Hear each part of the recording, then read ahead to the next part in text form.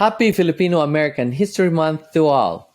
This is Manny Ramos, your host of Rise Up, Real Issues and Stories of Every One of Us podcast. Joining us today on Rise Up are Dr. Remegio and Marife Sevilla. But first, let me talk about who we are. I'm Manny Ramos, a board member of PNAA and past president of the Philippine Nurses Association of Central Florida. I'm a professor of nursing at Valencia College in Orlando and an adjunct faculty at William Patterson University. With me today is my co-host, Mindy Ofiana. Mindy? Hello, partner.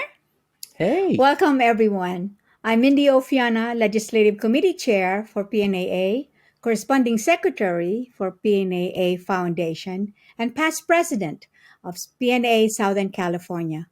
Before my retirement, I served as both the Chief Operating Officer and Chief Nursing Officer at one of the medical centers owned by KP Health Systems. Our guests on this episode are Dr. Remegio and Marife Sevilla. Marife Sevilla is the current chair of the Philippine Nurses Association of America Human Rights and the past president of PNA Northern California. Dr. Remegio is the president of the Philippine Nurses Association of New York. This publication was made possible by Cooperative Agreement CDC RFA IP 21-2106 from the Centers for Disease Control and Prevention of the U.S. Department of Health and Human Services. Its contents are solely the responsibility of the authors and do not necessarily represent the official views of CDC HHS. Earlier, we spoke with Potri Rancamanes about her traumatic experience in New York during the COVID-19 pandemic. We invited you for this episode of Rise Up, where we will be talking about human rights and civil protections. We're aware of the increasing frequency of anti-Asian incidents in the United States. So with us today are from the Philippine Nurses Association of America. We have Marife Sevilla, a registered nurse. Marife serves as the chairperson of the PNAA Human Rights Committee and was the past president of the Philippine Nurses Association of Northern California. She currently serves in their advisory council as and also as the treasurer of the chapter. And Remegio, a program director of nursing professional development at New York Presbyterian LMH. As a healthcare advocate, many of his committee work address healthcare disparity among the minorities and advance the mentorship and leadership development of Filipino-American nurses. He currently serves as the president of the Philippine Nurses Association, New York. He earned his Doctor of Nursing Practice and was recently accepted as Miller Postdoctoral Nurse Executive Fellow at Case Western Reserve University. He received numerous awards from various professional organizations, most recently as an honoree of the 2020 AONL Young Professional Voices. Good evening, Warli and Marife. Good evening. Good evening. Good evening.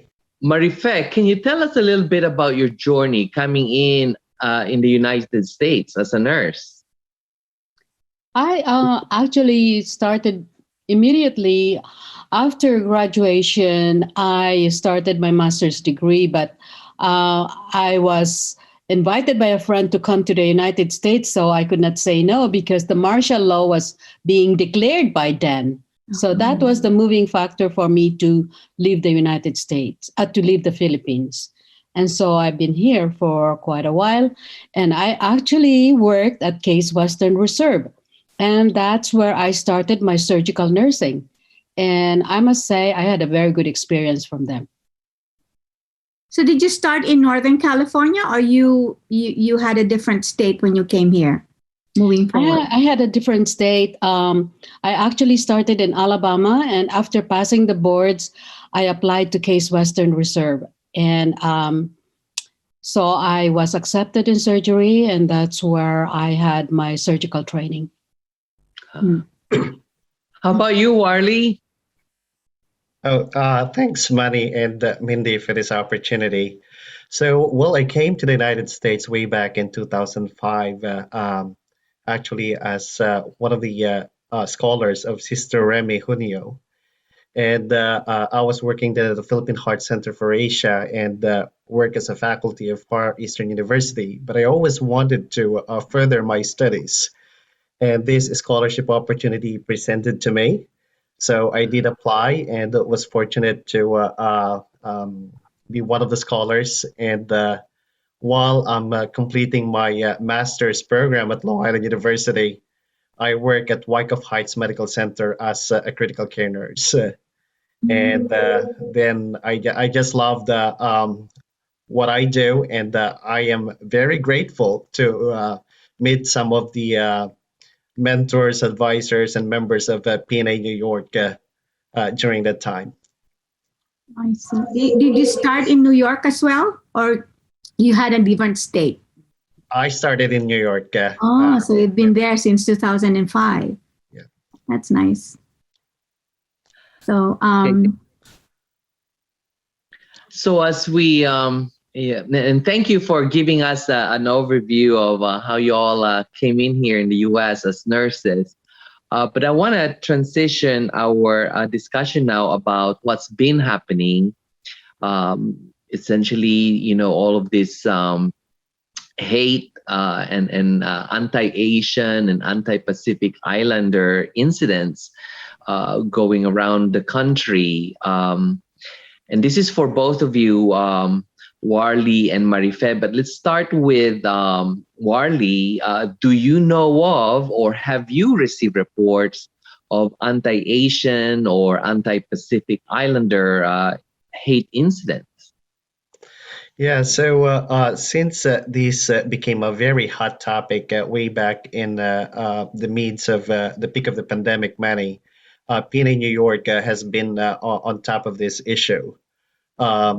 Even before Potri's case, I don't know if you remember Noel Quintana, who was a 6-year-old victim of assault, was slashed on the face on a train station. And Vilma Kari was 65 years old, very innocent, on her way going to her church. She was once again victim of anti-Asian hate crime, was assaulted, and I think this person who assaulted her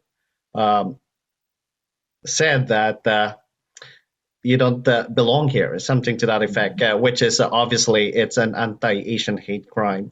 So we've been doing a lot of activities locally. We have issued position statement just to condemn all this abuses and also to seek support, especially from our local government, to make necessary actions to abate this issue.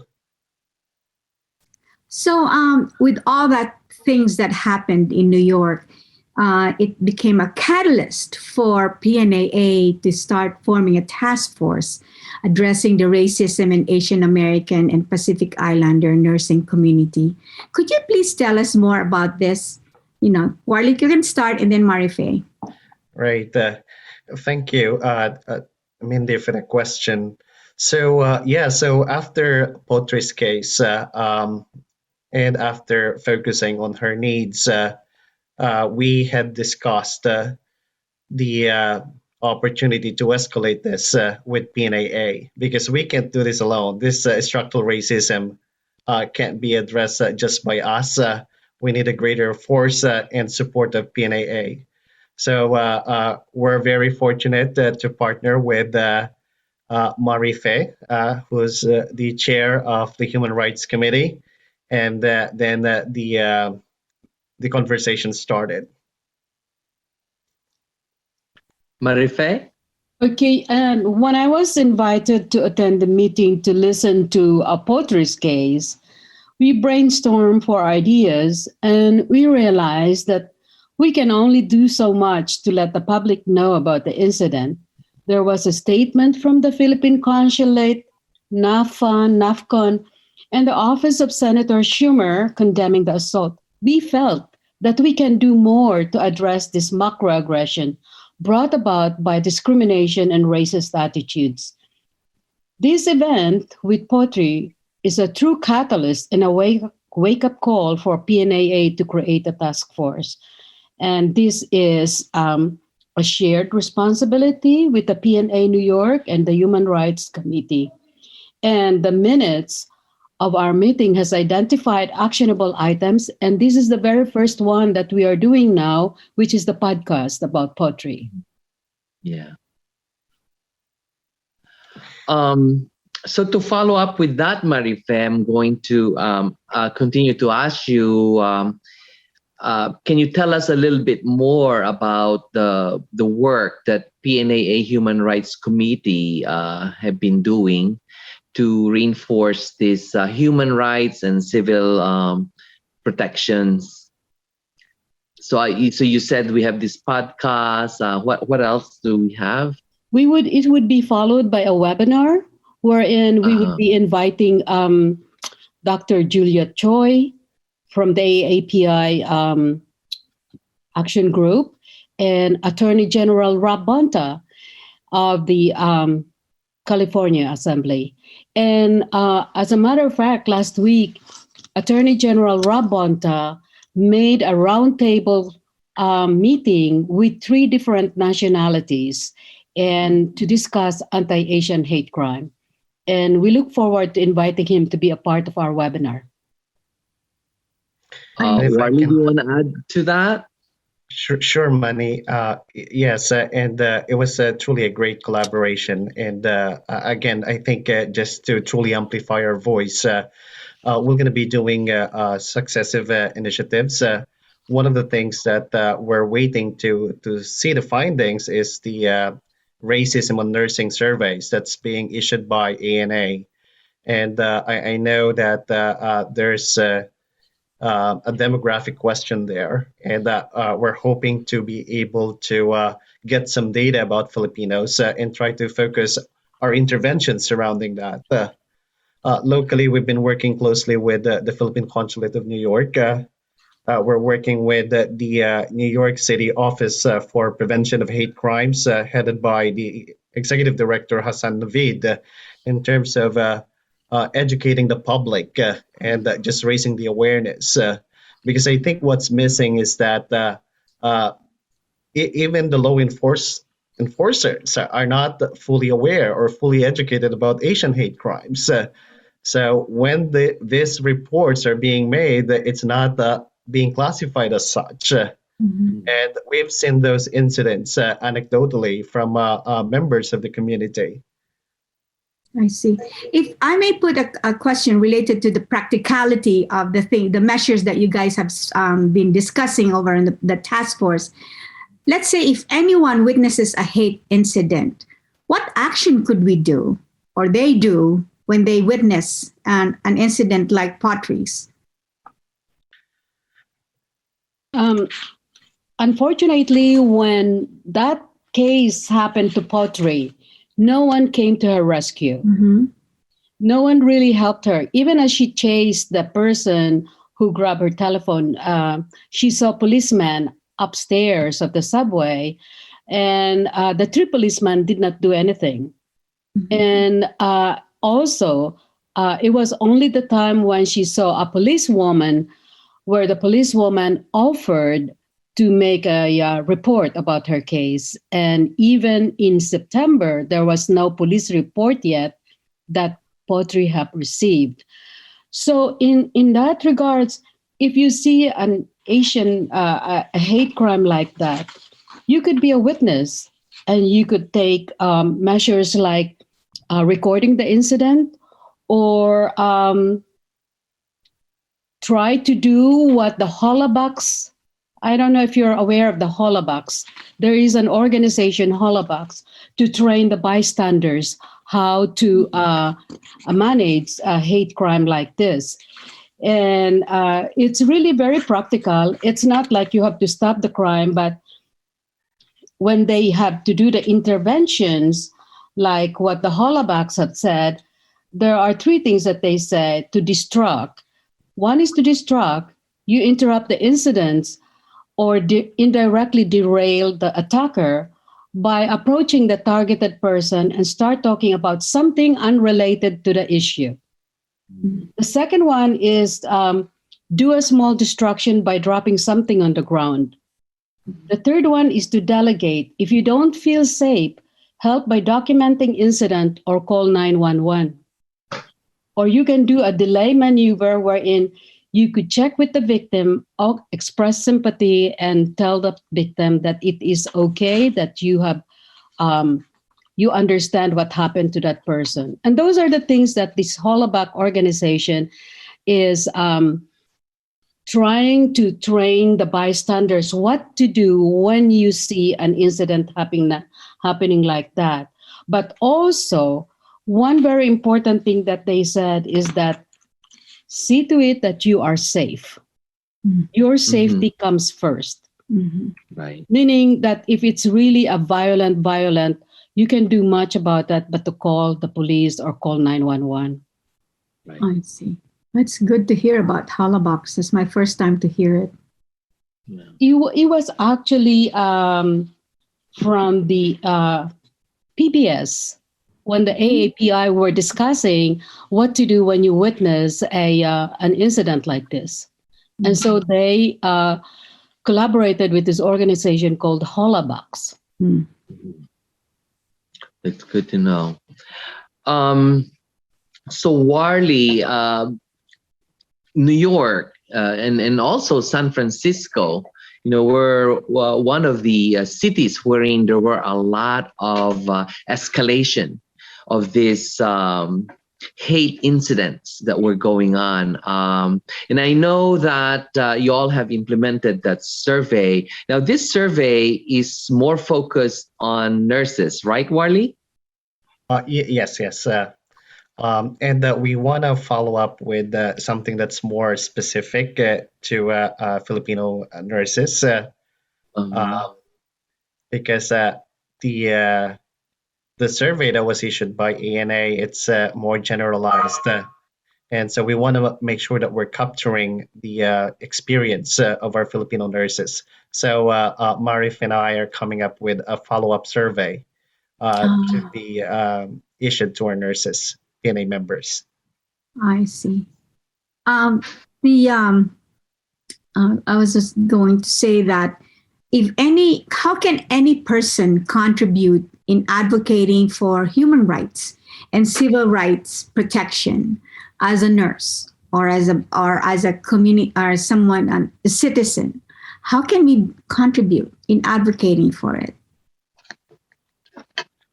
Warley? Yeah. Sorry. Yeah, so I think number one is we need to be comfortable with this issue, right? We need to be comfortable speaking up, and we need to be comfortable sharing experiences and sharing our insights, the education to our to the public, to the Filipino community. And I know that there are instances wherein we hear stories from new nurses coming into the United States, some racial remarks. I think we need to train our Filipino nurses in trying to advocate themselves, be more empowered, and be more assertive, right? In trying to address those kinds of remarks. Because if we continue to tolerate, and I know that within our culture, we tend to be timid sometimes and be very understanding, then that becomes a normalized culture. And we don't want that because I think in subtle way, those are racism in nursing, especially with minorities. I see. Marife? I totally agree with Warley about educating our nurses, educating our public, and that I just wanted to point out also that this discrimination or racial discrimination, racial abuses is also underreported. It is very underreported in the community. It's a community-wide underreporting among Asians, basically due to two factors. One is due to language barrier and cultural reluctance. And the cultural reluctance is so significant that among Asians, we have that culture of humility wherein we say to ourselves, it's not going to happen again. It's only one time. And also, Asians are feeling guarded about sharing information that it can be used against them later. And this perpetuate underreporting among Asians. Mm-hmm. So I basically and truly agree with Warley that even in the community and even among nursing group in the hospitals or wherever they are, there is such underreporting. It's true. Yeah, and we're hoping to capture these experiences in that survey. I don't want to call them discriminations, but I think there is a relationship, right, between racism and discrimination. And there's a lot of things to uncover, especially as a minority group in nursing. So hopefully that will spark a lot of education initiatives so that we can address some of these cultural barriers that Marife is talking about. Mm-hmm. Also, there is a commission now created among ANA and other nursing groups to really focus attention to discrimination, biases, racism in the hospital setting. That's true. So, one last question for both of you would be, what would be your message then for our Filipino community and for the other Asians and Pacific Islander groups on promoting, civil rights and human rights for themselves, right? What can they do for themselves? What would be your message?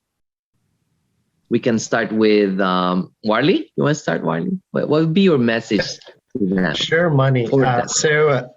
For me, I'm a big advocate of empowerment, right?